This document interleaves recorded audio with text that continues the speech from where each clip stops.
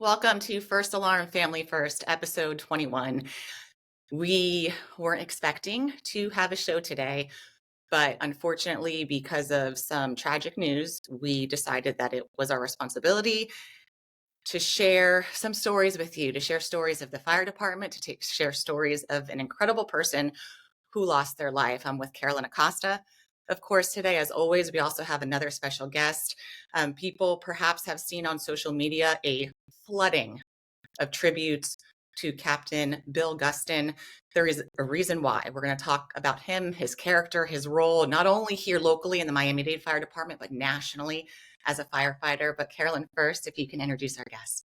Yes, today we're honored to speak to Miami-Dade Fire Rescue firefighter Robert Ortega, who has dedicated 22 years in the fire service. Robert's career is filled with accomplishments, including service to the United States Marine Corps, which also provided him, I believe, with a strong foundation to be a firefighter.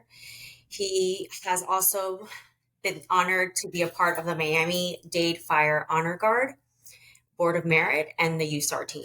He's dedicated to public service, and his experience in the fire service makes him the perfect person to discuss the challenges that first responders face, especially when it comes to mental health. Yesterday, the fire service suffered a tremendous loss with the passing of Captain Bill Gustin. And unfortunately, this is why we are doing this podcast, to highlight who this person was and how important it is to focus on mental health and wellness for our first responders. Welcome, Robert. Hey, thank you for this. I can't even begin to touch what Captain Bill meant to not only us at Miami-Dade, or I love to say Metro-Dade because I like those, but the fire service in general.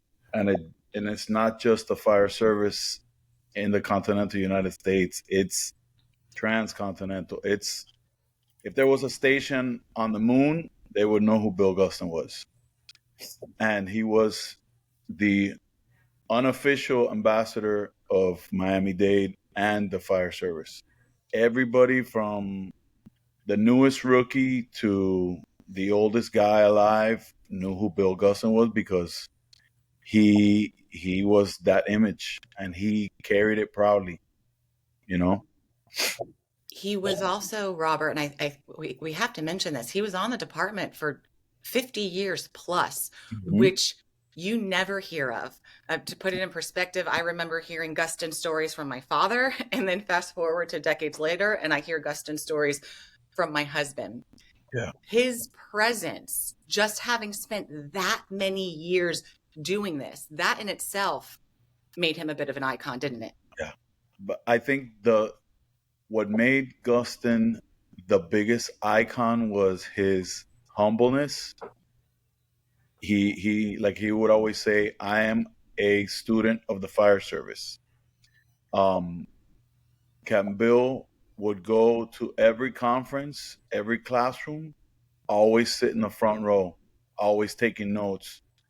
Guys would, as a matter of fact, I was talking yesterday with Mike Champo, and he's a retired lieutenant from FDNY, and he says there's only two people that have made him sweat when they were in the classroom, because he's obviously an instructor also.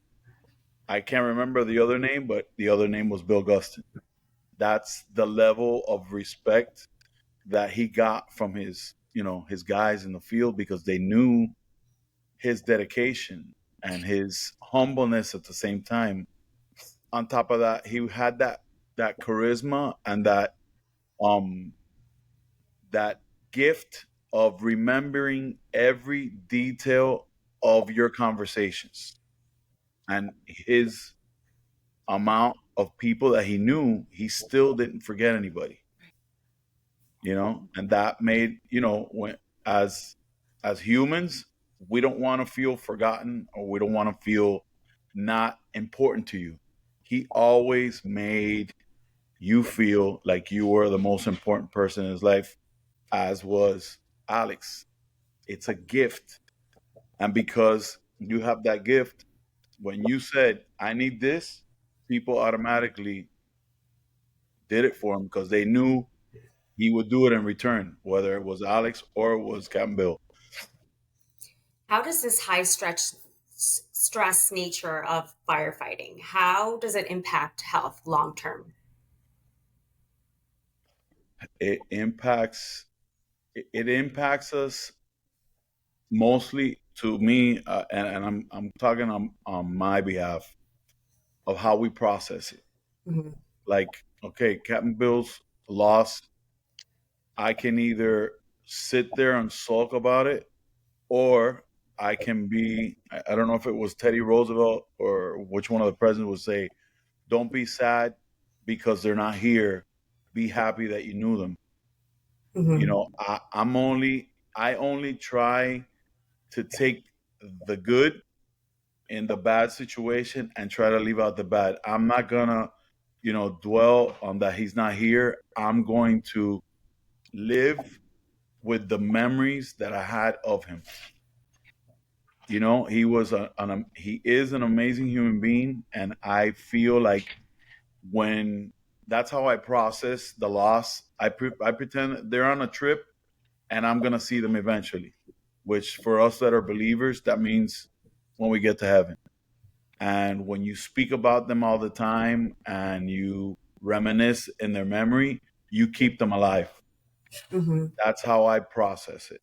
But some of us don't have those coping mechanisms, and Hmm. that's when it flips on us, and we wind up in that dark space, or you know that negative area where you fall into depression, or you fall into, whether it's alcoholism or drugs, or gambling, or adultery. It can lead to so many bad avenues if you don't grab a hold of it. On top of, I know, and I was guilty of it at one time, when you have no faith base, you can't understand what's going on.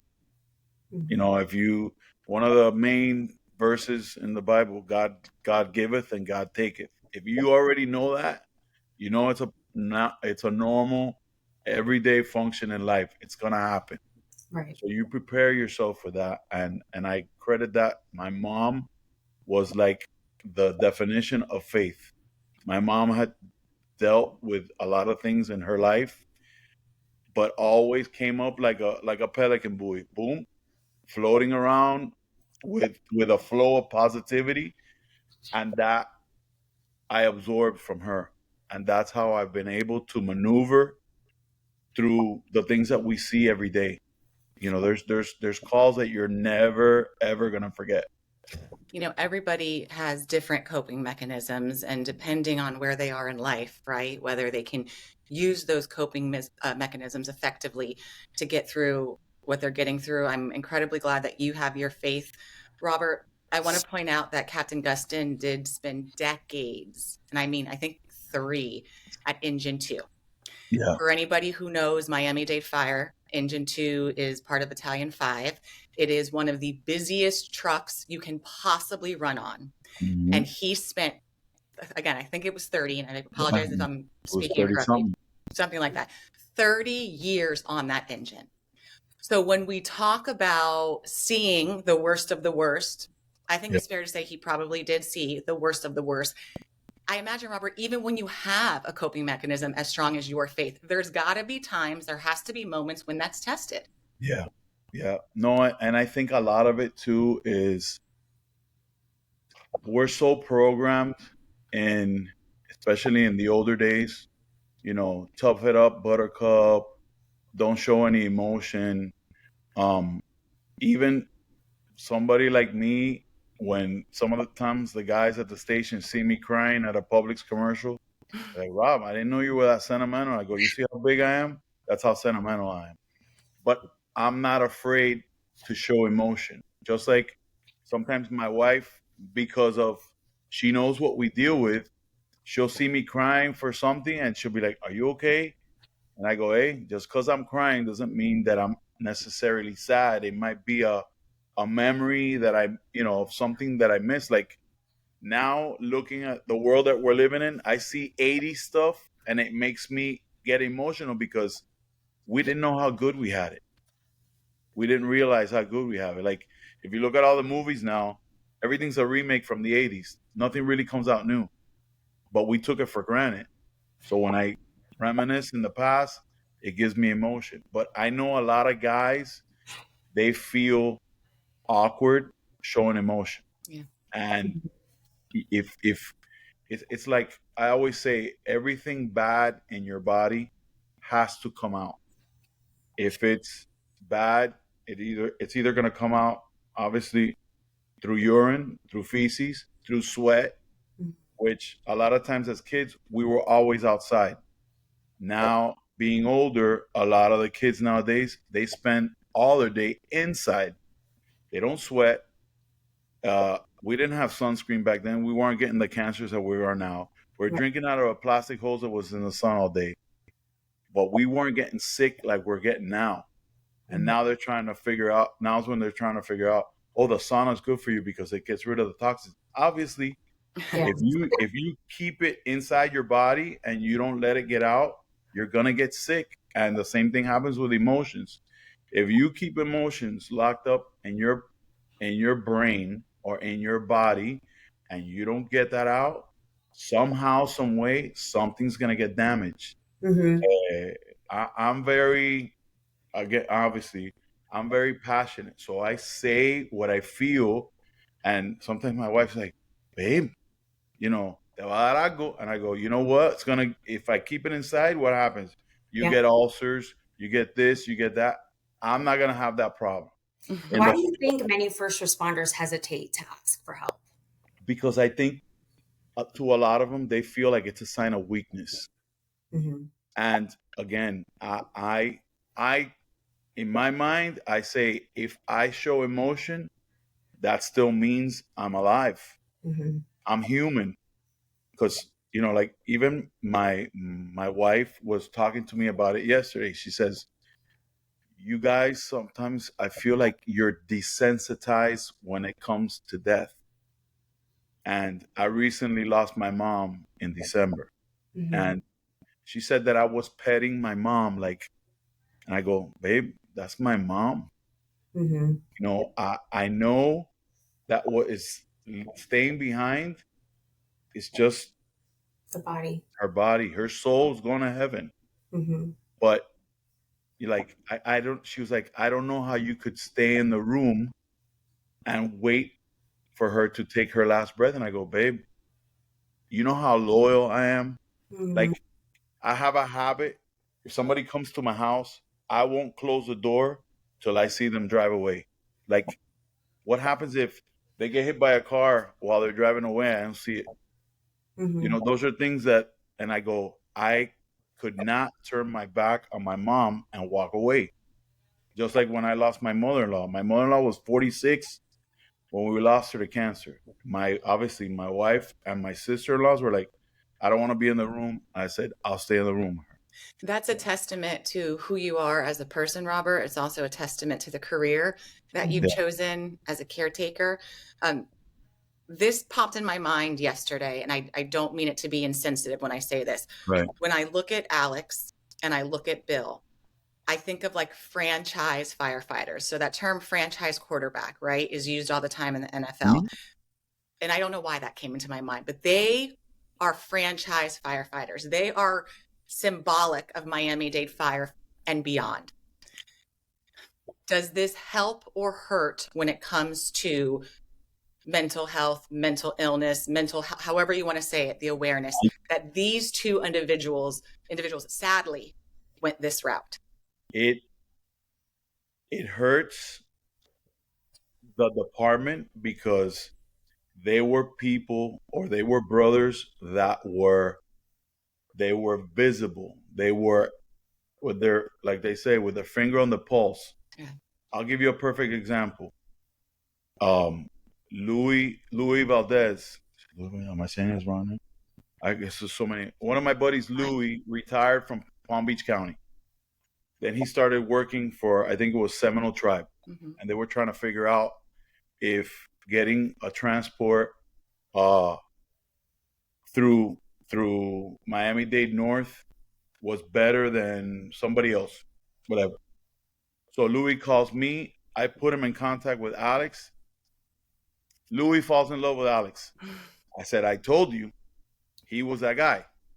He was the And one. in the short time that Louis was around Alex, his death affected Louis. That's the kind of impact that guys like Alex and Gustin have. So it hurts because they knew so many people and they impacted so many people. But in the same way, it helps because if this doesn't catch your eye and Mhm. this doesn't send a message to you about having balance, about taking care of your mental health, about that you don't know what somebody is going through, then you better check yourself because you don't have a pulse. If How, those two men don't affect you, then mhm. you're just unaffectless. So, how can the departments be more proactive rather than being reactive in addressing mental health? So I feel like, and again, I feel as negative as it can be because none of us want to lose guys like Alex and Gus. I don't know if God's trying to show us a message. He is. There's something wrong. Something has to get done. Right now is the perfect wave Hmm. to have something monumental happen to the fire service. I feel like the fire service has been under attack. I feel like our department has been under attack. Uh, but something needs to change in order for it to be a life altering experience for the whole fire service. And if it if it takes that our department is the key, because unfortunately or fortunately, Metro Data has always been very large when it comes to uh, life changing experiences, whether it was USAR or it was some type of training. You know, we sometimes our guys don't realize how amazing and how great Metro Data is. Right. I get guys from all over. Hey, do you guys have a policy on this? And they mimic our policies Right. because of the things that we have gotten done. Or they have now a bid system because they didn't have it, but we did. So and again, I guess as a whole, we are very humble and we Mhm. don't realize how great we are to the rest of the fire service. And I wanna focus on Miami-Dade for a minute, and I wanna give credit where credit is due because it is Mhm. an internationally known department. It's not just in the United States. We touched on that a little bit earlier. But this department, Robert, our department, because we're Yes. we're the Miami-Dade family here. Yeah. It has, let's take Surfside out of the question. So let's go post Surfside. You have Alex's death. You have the incredibly sad incident where somebody died during a training exercise, and as a result, 2 firefighters were arrested. You have Timothy Berg's death, which was not suicide, mental health related, but regardless, it was unexpected. Yeah. And now we have Captain Gustin's death. How does the department get through this? How do the heads right now, who are trying to be the pillars and, a symbol of strength, how do those men and women get through this right now? I think, and again, that's not my level of expertise, but based on what I think we're gonna have to have a lot of powwow moments Mhm. where there's a lot of joining together and having just an open session. Be transparent, whether it has to be, Ray Jadala and E staff to strip down and, you know, be vulnerable, Right. because a lot of times, we get caught on, that's Bugle Boulevard, this is ops. We need to come we need to come together in order to move forward. Yeah. And again, we But want to give them all the credit in the world because they yes, are what the chief and everybody has been dealing with, it's unimaginable. It, It's more of a concern for their mental well-being Mhm. as right. well. It needs to be one level playing field for the guys to buy into it. It should never.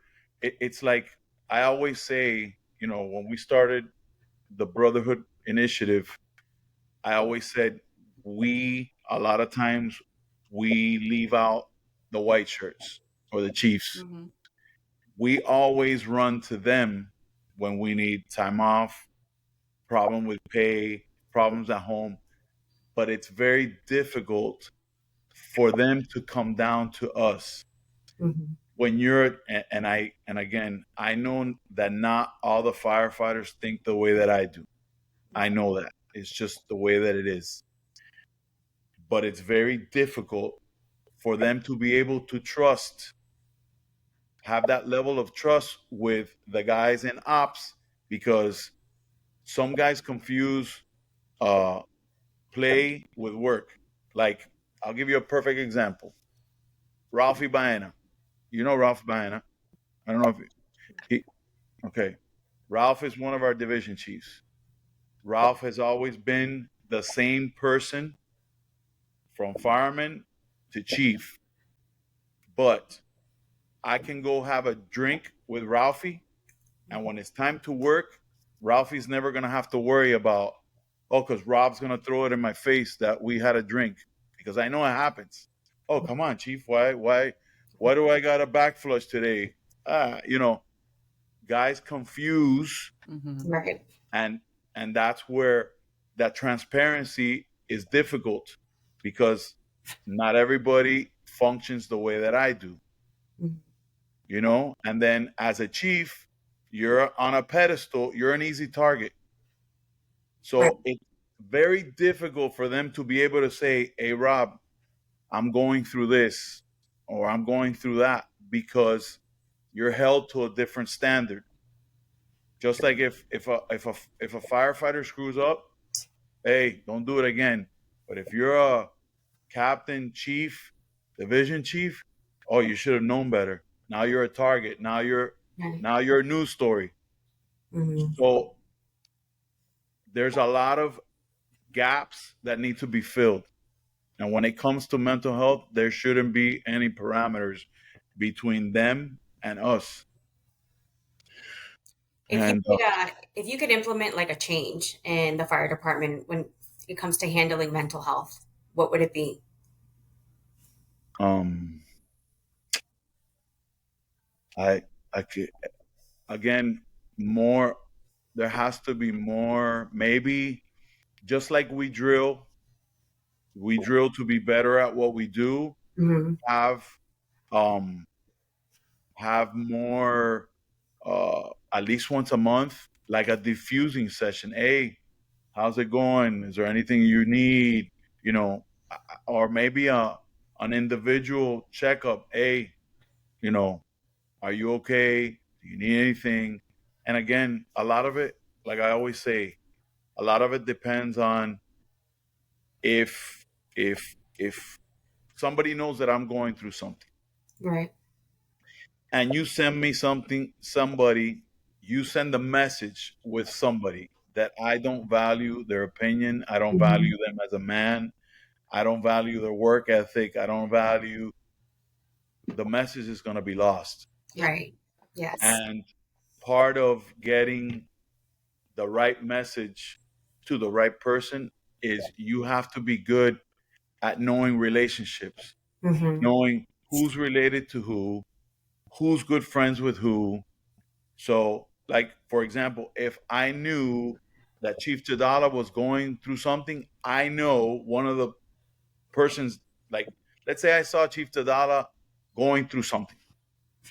The first person that would come to my mind to be able to, for me to advise, hey, I saw Raid kind of, have you talked to him lately?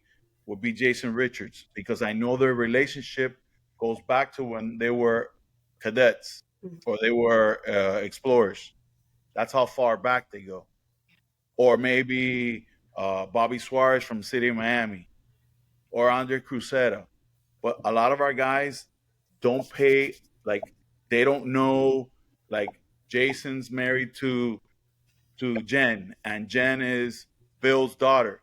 A lot of the guys on the department have no lineage knowledge at all. Mhm. Is And a it lot of, because it's a young department, Robert? Do you think that's I has a think, lot to do with it, I or is it think, the time I people don't pay think some attention? of it is generational, but Mm-hmm. some of it is just we've become so involved in our lives Yes, I agree. that, and it's like, um, the brotherhood is alive, but Mm-hmm. a lot of people don't realize the impact of the brotherhood till they're in a bad situation.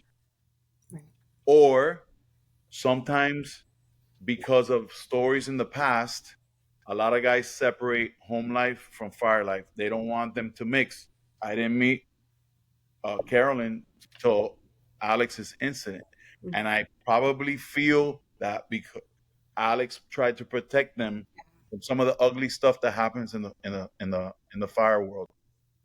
But it's nothing different than what happens in everyday life.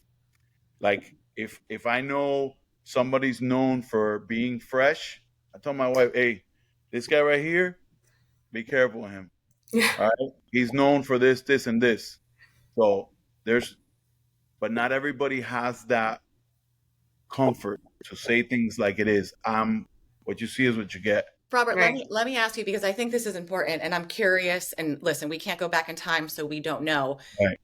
There are some people, there are some, I'm going to say men, I am going to generalize here, Mhm. who even if someone noticed they needed help and help was someone went to check on them, they wouldn't have opened up.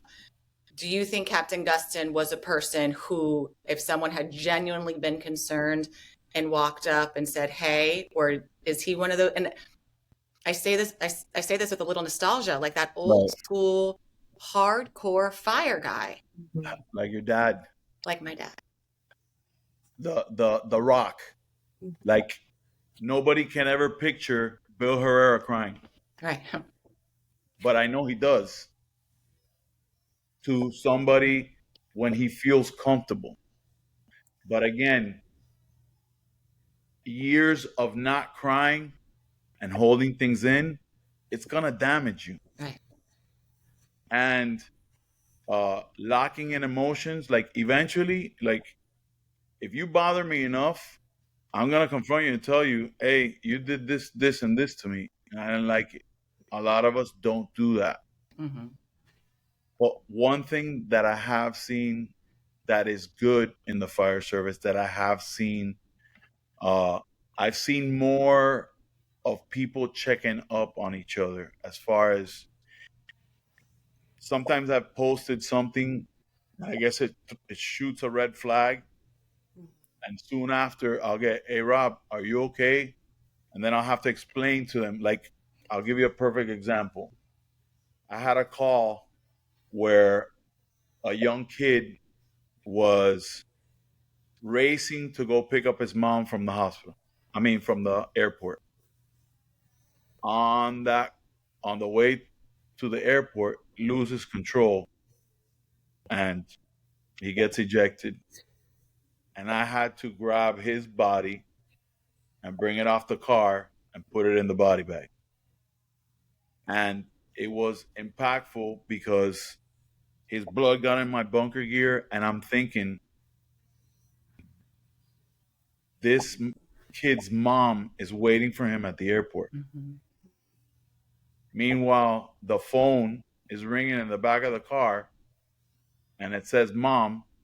The highway patrol is like, now I got to deal with this. So I put something in relationship to the call for guys to realize, you have to talk about things so they don't become a nightmare later. Mm-hmm. So after that post, people are, "Hey, Robert, you okay?" Blah, blah, blah. I go, "No, man, I just had a bad call. I wanted you guys to realize, especially those of us that are not firefighters, the things that we deal with, that they impact us. Mm-hmm. Don't think that everything that smiles is happy. Mm-hmm. There might be a frown behind that smile and you don't even know about it." But because you notice how you did that, which is a great thing that you did. It's almost like you put it out there so people ask you. yes, You know what I mean? And you get to talk about it. It's all about conversation and just taking all of that stuff you're holding in out. yeah, it's like I don't know if you guys met Maria Guma? No. She does something. I think it's with one of the units that deal with mental health. And she said, Rob, guys like you won't have an issue because you're very vocal. Mm-hmm. You don't, internalize a lot of stuff. I'm vocal and I speak because I feel that, again, maybe God is using me somehow to get that message out to somebody that needs to hear it through me. Mm-hmm. Like a lot of times I'll post things that may not directly involve me, but they spark something in me. And sometimes I really needed that one today. Hmm. I don't know who needs to hear that message. You know, what you're saying, it just kind of like sparked something inside me. There's so many resources that we have found out about, Carolyn and I, since we started this through the state. There are a lot of resources. There are a lot within the department, from the union, other departments helping other departments. But the where this is falling off is firefighters not using these resources. But based on what you have shared, it's almost like it's got to come from each other. Mm-hmm. You guys Yes. have to help each other. There can be all the resources in the world, but Mm-hmm. the response is going to be strongest among firefighters. So that's the biggest answer right there is we need to learn to take better care of each other. Yep. Even if I don't like you that much. Yeah. There's a difference between what's right for you and what's the right thing. Mm-hmm. I may not it's like you guys heard the story of Jack Swerdloff.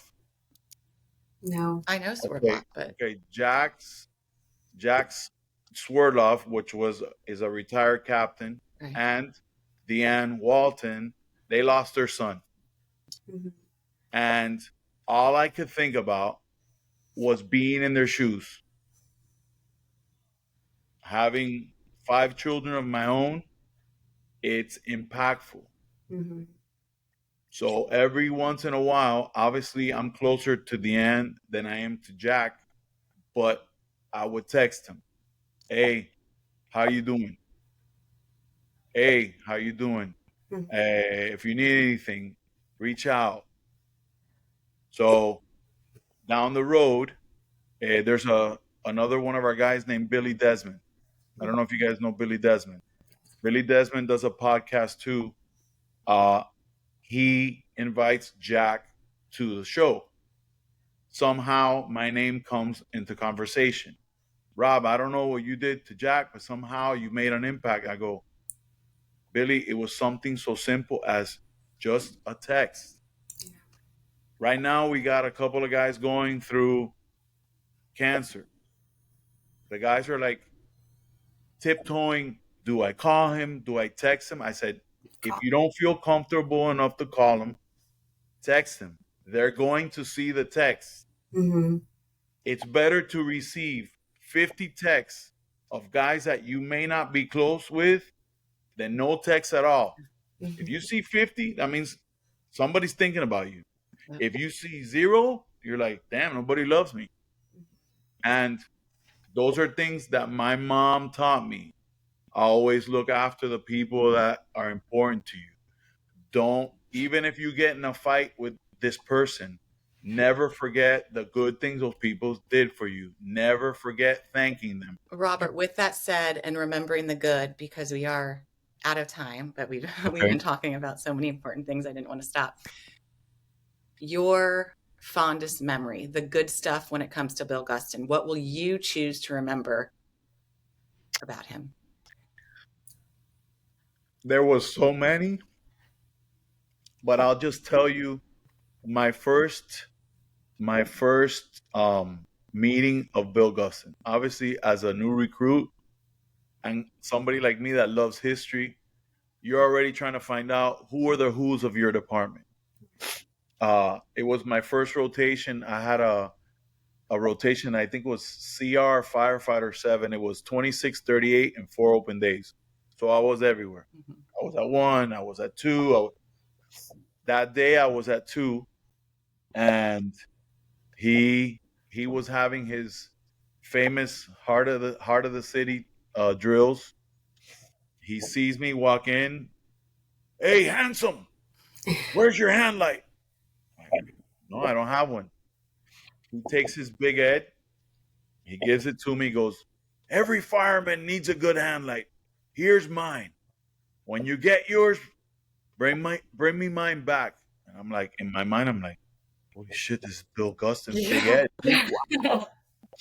So that was my first run-in with him. And then I knew he used to like to smoke cigars and stuff like that. So I show up with his big Ed. I give him a bundle of cigars. I knew he was going to be at Cloud Pepper Towers where he always drilled. Look, Captain Bill, here's your thing. Here's a little token of gratitude. Thank you. And the rest is history. Then for years, he would call me George. And I was like, why does he call me George? Because he would confuse me with George Alvarez, who was our instructor. And then to mess with me, he would always call me the fake Marine.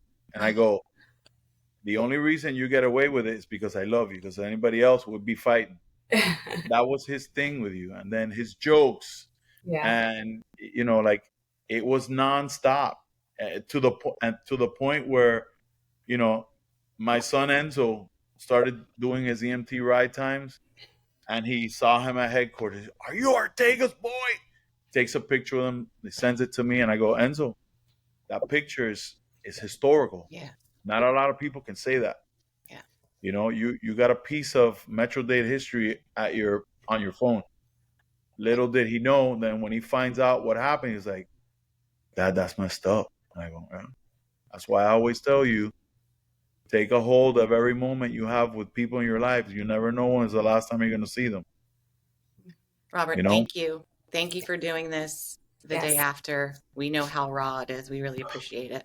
Yeah, it's been as beneficial to me as it has been to you, because I'm getting to get it off my chest. And let's honor Captain Gustin's legacy by ensuring that no other first responder has to feel like they're suffering alone. Yeah, but it's like we hit the nail on the head. We need to spread those tentacles and take better care of each other. Yeah. Mm-hmm. Like real care, like genuine care for each other. Yeah. Well said. And maybe we'll start to see a change in the fire service. We hope so. We don't want to have to do an episode like this one the day after something happens, like happened to Captain Gustin. Robert, thank you again. As always on the show, we remind everybody, when you see something, sound the alarm. Yeah. Life. Thanks, guys. All right. Say hi to Jay and say hi to Junior. I will. I'll talk to you guys later. Bye. Take care. Okay, bye-bye.